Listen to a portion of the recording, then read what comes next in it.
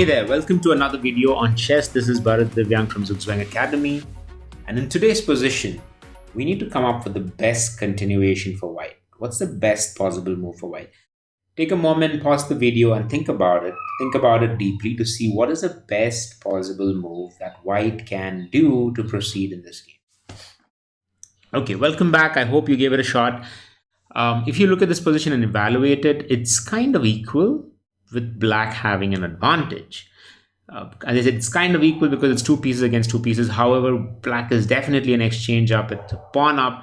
So white seems to be at the disadvantage, but positionally, white's better off because he has both of his pieces out there instead of against a rook for black, which is kind of deep inside his territory, hasn't yet come out of h8.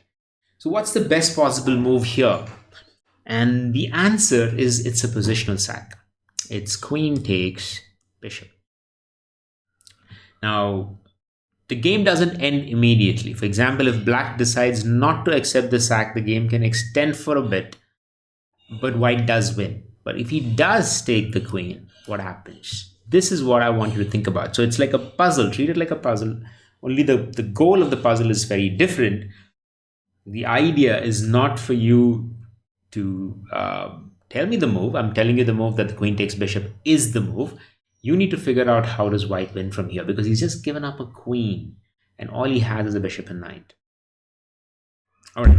The answer is in a discovered attack. Bishop is attacking the king.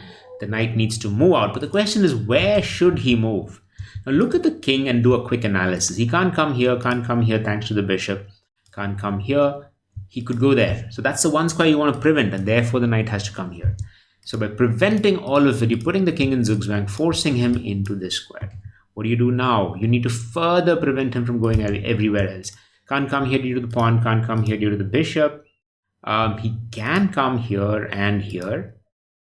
Can't come here because of the pawn. So now you need to put him in zugzwang again. So it's the knight move here, preventing this as well. So all the squares around him is done except moving to this square. This is the one square he can move to.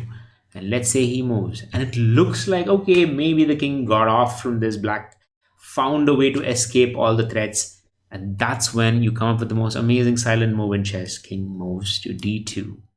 Why is this awesome? Because it's actually giving the initiative back to black and saying, do whatever you want, but you're not going to be winning this because I'm threatening pawn to c3 checkmate. Is that a checkmate really? Think about it.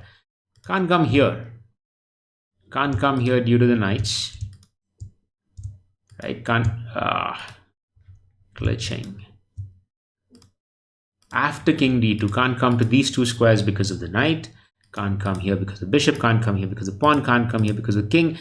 Surrounded all the way. All he needs is a check. Unfortunately, that's a check that neither the black queen nor the black rook can actually stop. So whatever he does, even if he decides to sacrifice the queen, it's still checkmate and it's game over. However, what happens if king decides not to take up the sacrifice and decides to move away? In this case, the game does continue for a while, but eventually white does win, right? And that's the power of a positional sack. In fact, this is in the chapter called Positional Sacrifices. I've discussed a couple of games before this, and this is also something which comes in very, very similar idea of sacrificing the queen because you're drawing the king out into the center and actually finding a checkmate in 5 moves. Not easy, and that's why the person who played white is Nakamura, who's one of the top super grandmasters in the world. I hope you enjoyed this video and like this one. If so, please do like, share and subscribe, and I'll see you in the next one. Thank you so much.